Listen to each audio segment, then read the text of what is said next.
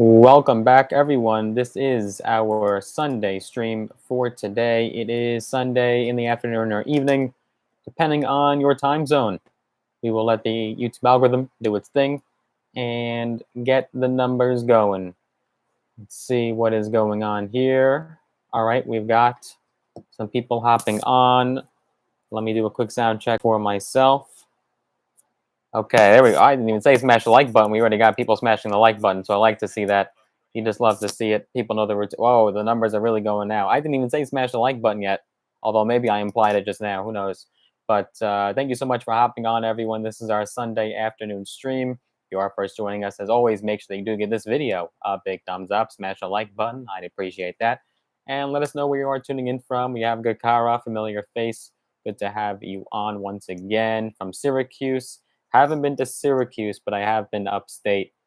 Maybe I will visit Syracuse one day. But let us know where you are tuning in from. Hope you are doing well. Hope you had a great weekend. Oh, that's so cool to see. Glad to see some inspiration there. Love to hear that, Kakara. That's awesome. I assume maybe you mean vlog or blog. I don't know which one. There's a difference there. So I'm curious which one you'll be doing, blogging or vlogging, or maybe both. Good to see Ralph, familiar face from Georgia. Awesome to have you on here. So we've been talking a lot about stimulus, right? That's all we've been talking about on this channel for the most part. But I do want to, hello Victor, hello Jerome, good to have you on.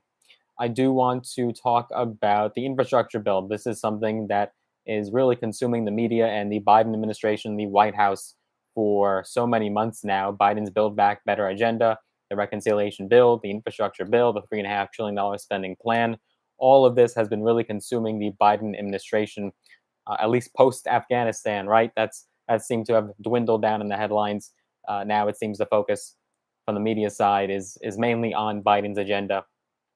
Let's hope that the Apple computer serves us well. Hopefully it doesn't freeze up and goes black, because we have a lot to cover in this live stream. We'll try to make it as quick as possible, but we'll get the ball rolling and start right away because we do have a lot to cover. So what I want to do is basically cover where we are right now with this infrastructure bill and what politicians and lawmakers are saying. Some of the most known names in Congress, people like Bernie Sanders, and who's actually stopping this bill from being passed, right? Why are we at this gridlock? Why do we have this impasse here of inaction from our lawmakers that we elected to serve us?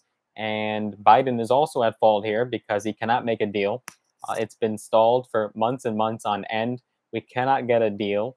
And potentially this deal might not even happen now because of how much gridlock and total deadlock that we have in the Congress. So we will see what happens, but let's get started and dive right into where we are right now. What's stopping this bill from being passed? What's included? What are people saying? What can we expect in just the next couple of weeks? We'll be covering it all. So let's get started, dive right in. As always, make sure to go ahead and smash the like button if you want to see more content like this. And also make sure that you are subscribed to this channel. Click that big red button and that notification bell. Have all notifications turned on if you haven't already. Most likely, if you are hopping on this quickly, you do have notifications turned on. So I do appreciate that as always. Thank you, DeMarco. Thank you so much. Good to have you on. So let's start with Bernie Sanders, right? One of the most vocal proponents and very progressive Democrat, and is trying to push for as much spending as possible. He even thinks that these bills are not even enough. He wants to see more pork in these bills. He wants to see even more spending being done with this legislation. So he thinks $3.5 trillion is on the low end, and 1 point something trillion for infrastructure is actually on the low end. He doesn't really care. He wants to see as much spending as possible. Hello, Jay. Good to have you on. Appreciate it. So Bernie Sanders, in order for the bipartisan infrastructure bill and larger social spending package to pass, Bernie Sanders said Sunday, just today, that the $3.5 trillion budget resolution price tag will likely need to be lowered. So he wants to compromise. He has to compromise, unfortunately, if he wants to get this passed. He doesn't actually want to, but he has no choice, really, because we're seeing moderate Democrats and centrists blocking this bill and stopping it from being passed. So he told ABC just today, quote, $3.5 trillion should be a minimum, but I accept that there's going to have to be a give and take. So he does want to see more spending. but he understands that compromise has to be made, and he has to negotiate with moderate Democrats to get this deal and strike it. House progressives have warned leadership that they will not vote on President Biden's infrastructure bill until the larger human infrastructure bill is also ready for a vote. The budget resolution calls for investments in climate change policy, childcare, and other social programs, and is wider in scope than the bipartisan infrastructure bill, which includes measures to improve the nation's physical infrastructure. So we have different versions of this bill. There's been many different versions over the last few months. You're seeing some pared down, some trimmed down versions. You're seeing some very progressive, aggressive spending in some bills. So many different variations. We don't have to go through all of them, but just know that there's not just one version of this bill. There has been a lot of give and take already as it is. Sanders went on to say, quote, both these bills are going forward in tandem. He reiterated the progressives' call to hold out on passing infrastructure until the social spending bills also pass, which is part of Biden's Build Back Better agenda, right? His vision for America and what he campaigned heavily on.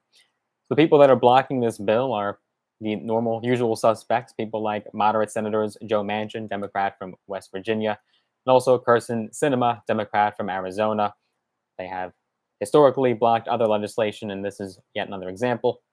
They said that they will not support the bill's $3.5 trillion price tag, so that is a problem.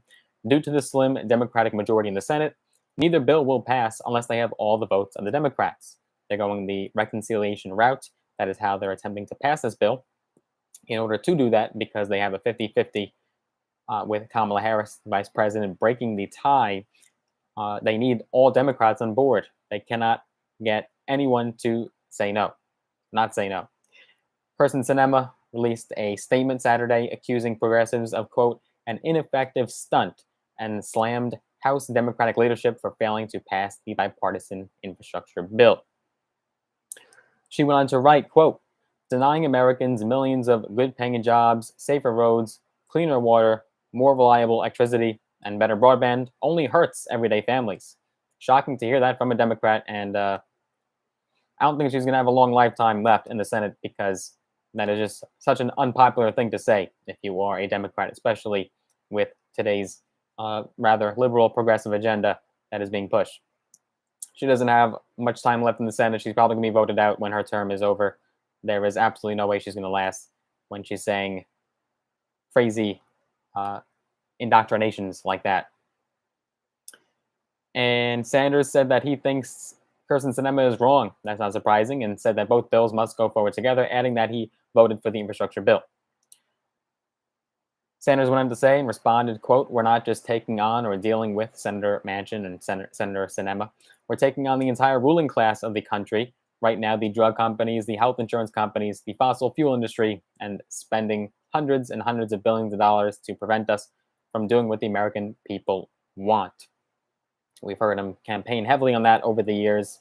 Similar talking points from Bernie Sanders, but he's also using that point of view in regards to wanting to pass these bills and the reasoning for passing them. Sanders also said, quote, this really is a test on whether democracy can work. I hope very much, and I expect that the Democratic caucus and the president, I know he will stand firm. Biden is still very confident. He believes that this bill could pass. He said that we're going to get it done one way or another, and he doesn't see any chance here of this not passing. He's rather quite confident. Whether that's what he truly believes, that's certainly questionable. But Biden has stood pretty strong and tall regarding this legislation. He believes it can be passed. Biden did spend last week negotiating with members and visited Capitol Hill on Friday to meet with House Democrats. According to sources in the room for the meeting, the president suggested lowering the price tag for his social policy bill to a number ranging from $1.9 trillion to $2.2 trillion to reach a compromise. Still, multi-trillion-dollar bill. Sanders said he is not sure that it is, quote, accurate to say that Biden would settle on a reconciliation package around $2 trillion. If you ask me, I think he would. I think he just wants to get this done to be able to say that in his first year in office, he was able to pass what he campaigned heavily on. So I do think he would compromise ultimately, but whether or not other lawmakers would be on board with that, that is certainly a pending question. And then the anchor that interviewed Bernie Sanders pressed Bernie Sanders, saying, quote, "The president also said that a smaller investment deal could create historic achievements, but for you, $2 trillion is not enough." So Biden is on board. Bernie Sanders wants to see more. He's more progressive. Sanders responded to that saying, quote, "What the president is saying is that what we are trying to do is for the working families of this country, for the children, for the elderly. We're trying to pass the most consequential piece of legislation since the Great Depression," and he's right. Sanders also responded saying, quote, "No, a $2 trillion price tag for the larger bill is not enough." So Bernie Sanders, he's standing pretty firm, right? He wants to see as much spending as possible. He has very little room for compromise, very little room for taking things out of the bill. He wants to see essentially everything that could possibly go into this bill ultimately end up in this package. So very little room for compromise on Bernie Sanders' part, which is going to be tough because he is one of the leading members of the Senate. But President Biden does have room for compromise. Whether it's 3 trillion, whether it's 2 trillion, 1 point something, he doesn't care. President Biden just wants to see this bill pass in essentially any way, shape, or form. Biden is much more negotiable. So Joe Manchin has said that he will not vote to go over 2 trillion on the reconciliation bill. Reconciliation, meaning that this is the process in which Democrats will pass this bill. That's why you've seen this term reconciliation bill being passed around. But it is akin to, it's an alias for the infrastructure package, right? So this is how Democrats are going to pass it. This is how they passed the stimulus bill. The last one, been nearly a year since that one. So when you see reconciliation bill, when you see infrastructure bill, it's along the same lines. UK, Great Britain, USA, America, all the same, right? Tomato, tomato. Now, asked how they can proceed without his vote, Sanders said that the bill is paid for by increasing taxes on, quote, the wealthiest people not paying federal taxes. Sanders said, "If Manchin wants to pay for it, I'm there. Let's do it. And by the way, you could pay for it at 3.5 trillion. You can also pay for it at $6 trillion. That is a quote from Bernie Sanders. He said, "We have massive income and massive wealth inequality in this country." Bernie Sanders could do 3.5. He could do 6 trillion. Doesn't matter. But as a T, he's for it. And as much as he wants to spend, he'll get it done. He just wants to see trillions and trillions and trillions of dollars being printed. Wouldn't be surprised if you see inflation start to continue, especially with this bill being passed. So that's where we stand right now. Biden's willing to compromise. Sanders is not. And we need him on board to get this bill passed. And right now, the moderates are blocking everything from being done.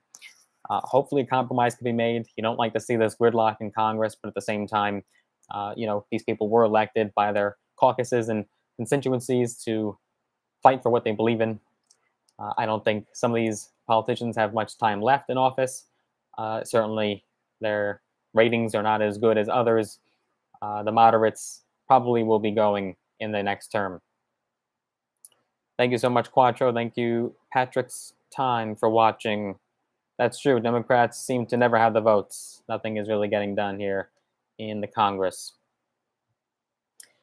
Now, a gubernatorial, so a candidate for governor, Democrat Terry, let's see if I can pronounce this correctly on the first try, McAuliffe,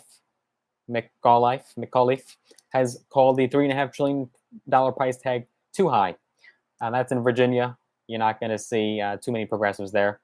Pressed on whether the Democratic infighting will not only hurt Democrats in the midterms, but also hurt McAuliffe in his November race, Sanders said that he, quote, wishes Terry McAuliffe the best of luck, and he emphasized the popularity of the reconciliation bill. So this is really going to be the topic of conversation come time for the midterms and maybe even the 2024 election, if this is still going on by then. Hopefully not.